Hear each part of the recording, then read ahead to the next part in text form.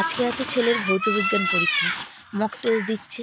মাধ্যমিক যারা দেয় তারা এরকম পরীক্ষা দিয়েই থাকে, কিন্তু অনেক দিন ধরেই আমি ছেলের সাথে যেতে পারছি না। একটার পর একটা ঝামেলা হয়েই যাচ্ছে। আজকেও মনে হয় ছেলের সঙ্গে যেতে পারবো না। কোনটাকে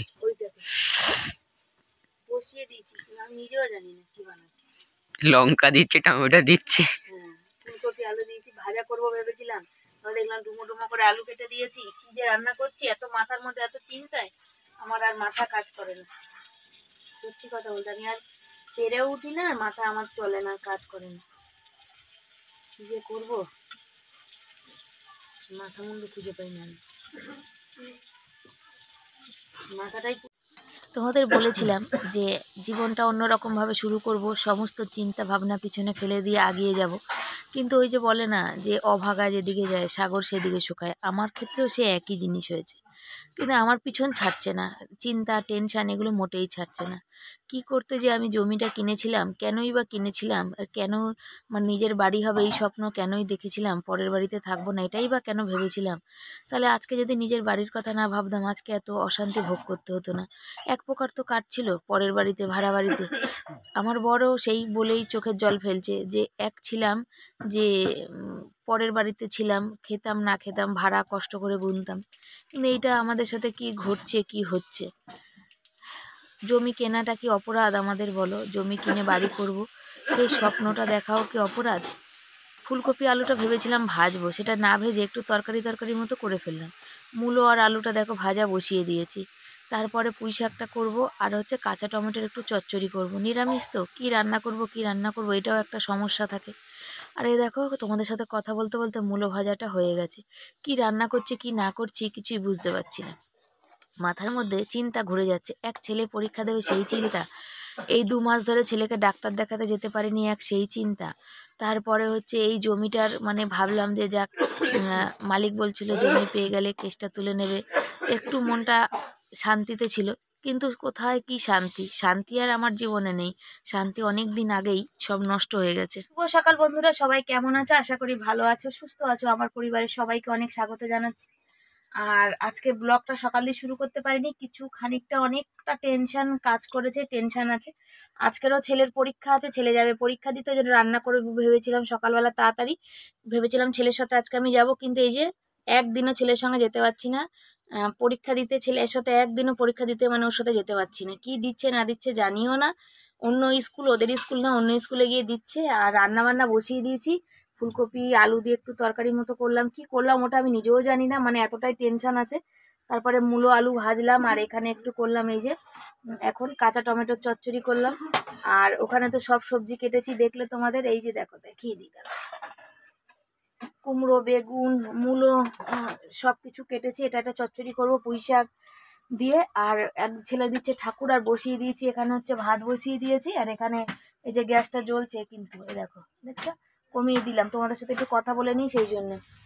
আজকে এটা সকালবেলাতে ঘুম থেকে উঠে একটা টেনশন মাথার উপরে এসে চেপেছে, সেই টেনশনটা দেখি কি হয়। সেই জন্য ছেলের সঙ্গে আজকে যেতে পারবো না। ওই টেনশন বলতে ওই যে জমির ব্যাপারে আমরা আর পেরে উঠছি না। সত্যি কথা বলতে খুবই মানে কি বলবো, আমরা কিছু বুঝি না বলে যে যেমন পাচ্ছে সে তেমন বোঝাচ্ছে, যে যেমন পাচ্ছে সে তেমন নাচাচ্ছে, আর আমরা তেমন ভাবেই নাচছি। উকিল উকিলের মতো নাচাচ্ছে, পুলিশ পুলিশের মতো নাচাচ্ছে, জমির মালিক মালিকের মতো নাচাচ্ছে। মানে আমাদের মানে অসহায় একদম ক্লান্ত অবস্থা, আমাদের কষ্ট দুঃখ শোনার মতো কেউ নেই। আর হচ্ছে আর একটা কথা কি বলো তো, বলবো তোমাদের কালকে, তোমরা যারা ব্লগ দেখো তারা অবশ্যই দেখবে। তো কালকে যেতে হবে এক জায়গায়, সেখানে যাব, সেটাও তোমাদের সাথে শেয়ার করব। তোমরা যারা যারা মানে অনেক পুরানো বন্ধু তারা জানো যে আমি কি পরিস্থিতির মধ্যে দিয়ে কাটাচ্ছি এই বছরটা। না বললে তোমরা বুঝতে পারবে, মানে যারা জানো তারা আমার প্রতি সহানুভূতি আছে, কিন্তু যারা জানো না তারা অনেক রকম হয়তো ব্যাখ্যা ভাবতে পারো, কিন্তু কি করব, কিছু করার নেই। চলো তরকারিটা রান্না বসিয়ে নি, নাহলে ছেলে খেয়ে পরীক্ষা দিতে যেতে পারবে না। ছেলেকে তো আগে পরীক্ষা দিতে পাঠাই, তারপরে সমস্যার সমাধান কি করি দেখা যাক।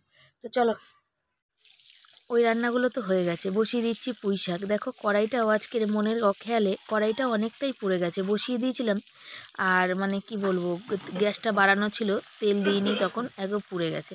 এই যে পুঁই শাকে সব কেটে নিয়েছিলাম, বেগুন কুমড়ো মূলো আলু সব কেটে দিয়ে এটা দিয়ে চচ্চড়ি করব। এটা বসিয়ে দিয়ে আর একদিকে ভাত বসিয়েছি, হয়ে যাক তারপর ছেলেকে খাওয়াবো। তো চলো থাকো সাথে না হচ্ছে। আর আজকের আমাদের আশেপাশে সব বাচ্চার রেজাল্ট বেরিয়েছে, সব রেজাল্টের কথা শুনছি। আমার ছেলে যে কি করবে মাধ্যমিকে ভগবান জানে, তাছাড়া আমি নিজেও জানি না। আজকে দেখো মেঘলা আকাশ, একদম ওয়েদারটা একদম ম্যাচ ম্যাচ করছে, ভাল লাগে না, কিছু শুকাবে বলে মনে হয় না। আর ছেলে দেখো পড়তে বসে, দেখো চুল দেখো, চুল দেখো, চুল ঘেটে যাচ্ছে, চুলের মাঞ্জা দিয়ে যাচ্ছে, ঠাস ঠাস করে তুলে যাচ্ছে, বুঝেছো? কদিন ধরে ময়লার গাড়ি আসে না, মনে হয় ময়লার গাড়ি আসছে, সিটি মারছে। আবার দাঁড়া দেবে, আস্তে বাবা আস্তে চলে যাবে বলে মাল লুটে গেছে। কদিন ধরে আসে না, একদিন আসলে 4 দিন আসে না, ময়লাগুলো সব ঘরের মধ্যে তুলে রাখতে হয়। আমি আসলেই আজকে জিজ্ঞাসা করবো যে দাদা কদিন আসো না, পয়সা নেওয়ার সময় তো চলে আসো। তো চলো বসি, একটু গল্প করলাম তোমাদের সাথে।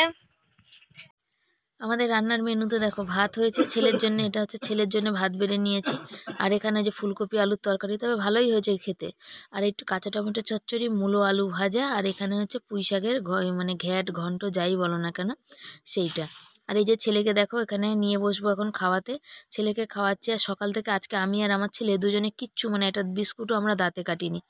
ওই জন্য ছেলে তো খেয়ে চলে যাচ্ছে, কিন্তু আমারও বোম্মা বলছে মা তুমি খাও। আমার না চিন্তা লাগলে না একদম খিদে টিদে কিছু থাকে না, কেন কি জানি।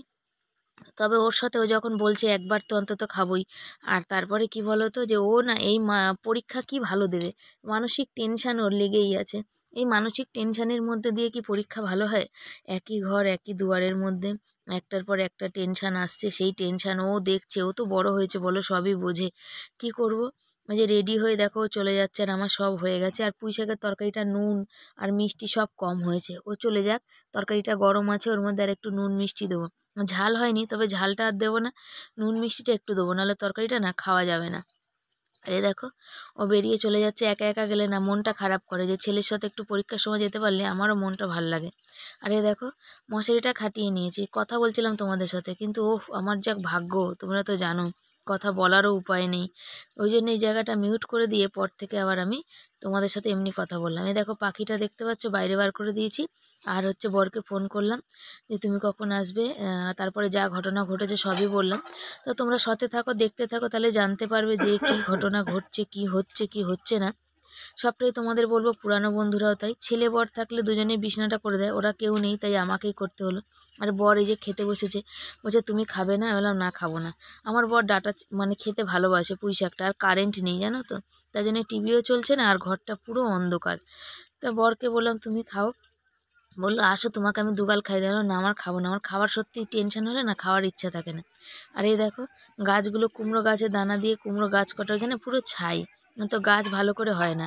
তো বরকে বললাম চলো তুমি জামা প্যান্ট আমি এখন কাচবো, তা তুমি এখন এই যে গাছ কটাকে একটু লাঠি ফাটা দিয়ে সেটা দাও। কেন বলো তো, মানে ওটাকে আটকে না দিলে না বৃষ্টি বৃষ্টি আসবে মনে হচ্ছে, তাহলে সব কটাই মরে যাবে।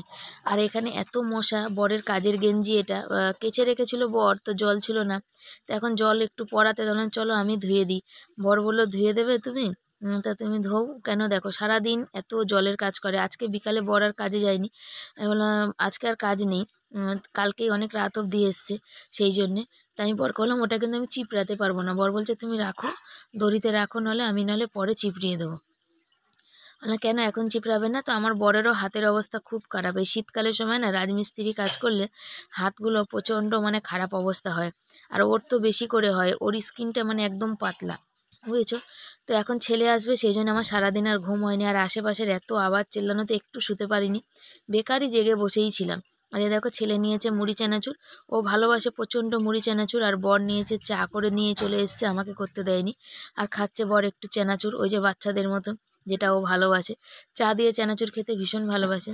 আমাকে বললো ছেলে মা তুমি দুটো মুড়ি চানাচুর খাও, তো ছেলে বলাতে ছেলের থেকে একবার খেয়েছি, কিন্তু আমার না সত্যি কথা বলতে ইচ্ছাও নেই মনও নেই, বুঝেছো? ছেলেটার সাথে পরীক্ষায় যেতে পারছি না, তার মধ্যে এত রকম সমস্যা, খুবই টেনশানে আমার জীবন।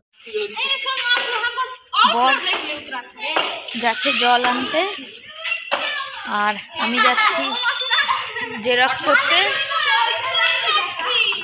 এই যে বর, আমি যাব জেরক্স করতে। আর হচ্ছে ছেলের সেদিন ফটো তুলেছিলাম একটা দরকারি কাজের জন্যে, সে ফটোটা আনতে যাব। দুজন মিলে বেরিয়েছি, কালকে এক জায়গায় যাবো, জেরক্স কপিটা দরকার, খুব দরকার, তার জন্য করতে যাচ্ছি। আর সবাইকে ফোন করলাম যারা আমার সাথে সাথে যাবে। তো চলো বর জলটা নিয়ে আসুক আর আমি জেরক্সটা করে নিই, তারপরে একসাথে বাড়ির দিকে যাই। এলাম দুজনে স্বামী স্ত্রী একসাথে, আজ বাড়ি ফিরছি একা একা। জেরক্সের দোকানে অনেকটাই দেরি হলো জেরক্স করতে। আর ছেলের ফটোটা তো পেলামই না, জেরক্সের ওখানে বললো মানে অনেক ভিড় ছিল আর কি, সেই জন্যে। আর ওই জন্য আমি একাই ফিরছি। চলো। ছেলেও পড়ে চলে এসছে, বড়ও ওষুধ করে নিল, আমি রুটি করছি। আর বলতে পারছি না বরকে, মাথার মধ্যে বর আর ছেলেকে দুজনের কাছেই বলতে পারছি না। বর ভীষণ টেনশন করে, আর ও তো হেবি ঠান্ডা মানুষ, সেই কারণে আমার মাথার মধ্যে টেনশন অত মানে এত ঘুরছে যে আমার মাথাটাই কেমন করছে। আর টেনশন না আমি নিতে পারছি না, কি করছি না আমি নিজেও জানি না। তবে কালকে সকাল সকাল বেরিয়ে যেতে হবে, কাগজপত্র সব এক জায়গায় ঠিক করে রাখলাম। তো তোমরা সাথেই থাকো। খাওয়া দাওয়া কমপ্লিট হয়ে দেখো আমার ছেলের অবস্থা দেখো, দেখো বড় হয়েছে কেউ বলবে বলো? পরীক্ষা দিয়ে এসছে বিকালবেলা। আর আমার আজকে সন্ধ্যা থেকে অনেক কাজ ছিল, অনেক কিছু করলাম, আমি বাড়িতে ছিলাম না। আর দুটো খেয়ে নিলাম, না খেলে শরীরটা তো চলবে না, সেজন্য খেয়ে নিলাম। কালকে আবার সকাল সকাল ঘরের কাজকর্ম সেরে আবার বেরোতে হবে। উফ, আর পারছি না, হাঁপিয়েই গেছি। ছেলেটার পরীক্ষা গেল, এই কদিন ধরে পরীক্ষা হচ্ছে, আমি একের পর এক ঝামেলায় আছি। ছেলেটারকে নিয়ে একদিনও যেতে পারছি না, জানো তো। আমি ওকে পরীক্ষার সময় ওকে না নিয়ে গেলে আমার ভালো লাগে না। এই পরীক্ষার সময় ওকে একদিনও নিয়ে যেতে পারছি না, ওর সাথে একদিনও পরীক্ষার সময় থাকতে পারছি না, এই ঝামেলা একটার পর একটা হয়ে যাচ্ছে। তো চলো বন্ধুরা, আজকের মতো এখানে শেষ করছি। ভালো লাগলে সবাই পাশে থেকো, লাইক কমেন্ট শেয়ার করে, চ্যানেলে যারা নতুন বন্ধু চ্যানেলটাকে সাবস্ক্রাইব করে পাশে থেকো। আর কি বলবো, আর ভালো লাগছে না, জীবনটার উপরে যেন মনে হচ্ছে একদম, কি বলবো। তো চলো, tata bye bye, good night সবাইকে।